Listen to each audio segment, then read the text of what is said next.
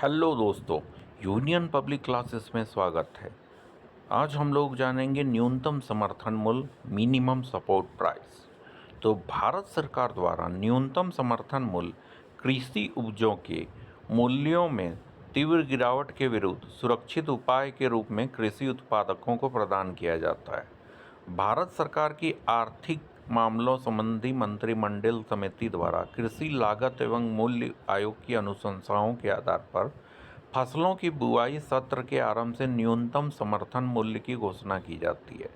न्यूनतम समर्थन मूल्य का मुख्य उद्देश्य किसानों को विवश होकर सस्ती कीमतों पर फसल बिक्री के से बचाना है तथा सार्वजनिक वितरण प्रणाली तथा खाद्य सुरक्षा हेतु खाद्यान्न की अधिप्राप्ति करना है। यदि किसी फसल हेतु बाजार मूल्य अत्यधिक होने या बाजार में अधिकता के कारण घोषित मूल्य की तुलना में अत्यधिक कम हो जाते हैं तो सरकारी एजेंसियां किसानों द्वारा प्रस्तुत खाद्यान्नों की संपूर्ण मात्रा को घोषित किए गए न्यूनतम समर्थन मूल्य पर खरीद लेता है। न्यूनतम समर्थन मूल्य एमएसपी की संस्तुति कृषि लागत एवं मूल्य आयोग सीएसीपी द्वारा वर्ष में 2 बार रबी एवं खरीफ फसलों के लिए की जाती है। किसानों के हित तथा आत्मनिर्भरता को देखते हुए सरकार 26 प्रमुख फसलों के लिए न्यूनतम समर्थन मूल्य की घोषणा करती है। परचेजिंग प्राइस वसूली खरीद मूल्य। वसूली कीमत से आशय उस कीमत से होता है जिस पर सरकार उचित कीमत की दुकानों के माध्यम से खाद्यान्नों की सार्वजनिक वितरण प्रणाली को बनाए रखने के लिए मंडी में कृषकों तथा व्यापारियों से उनकी उपज का क्रय करती है ताकि कमजोर कृषकों को उचित मूल्यों पर न्यूनतम आवश्यक मात्रा में खाद्यान्न उपलब्ध कराया जा सके।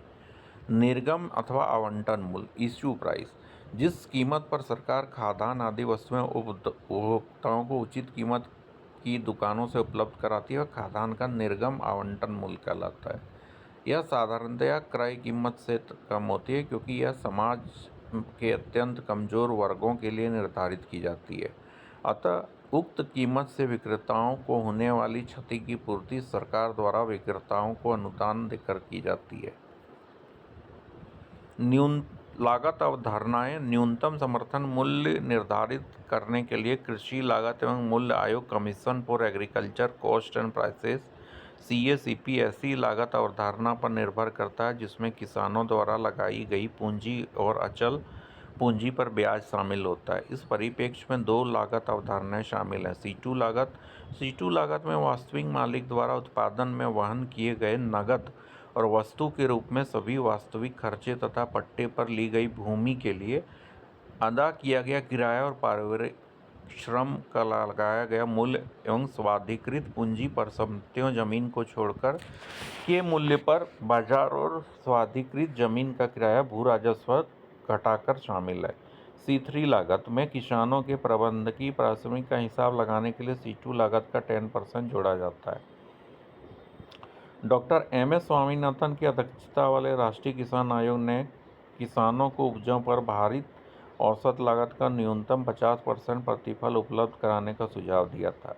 इसी सिफारिश के अनुरूप कृषि लागत एवं मूल्य आयोग वर्ष 2008-9 से खरीफ एवं रबी फसलों हेतु न्यूनतम प्रतिफलात्मक मूल्यों की सिफारिश कर रही है। केंद्रीय गन्ना नियंत्रण संशोधन आदेश 2009 को जारी करने से पहले गन्ने का वैधानिक मूल्य स्टैट्यूटरी मिनिमम प्राइस एसएमपी जारी करती थी, किंतु उक्त आदेश के पारित होने के बाद अब चीनी मिलें उचित एवं लाभकर मूल्य एफआरपी या राज्य परामर्श मूल्य एसएपी में से जो अधिक होगा उसका भुगतान करेगी। कृषि लागत एवं मूल्य आयोग सीएसीपी कृषि उत्पादकों का मूल्य निर्धारण करने के लिए खाद्य मूल्य नीति समिति 1964 की सिफारिश के आधार पर वर्ष 1985 में कृषि मूल्य समिति एग्रीकल्चर प्राइस कमेटी एपीसी का नाम बदलकर कृषि लागत एवं मूल्य आयोग commission for agriculture cost and prices CACP कर दिया गया।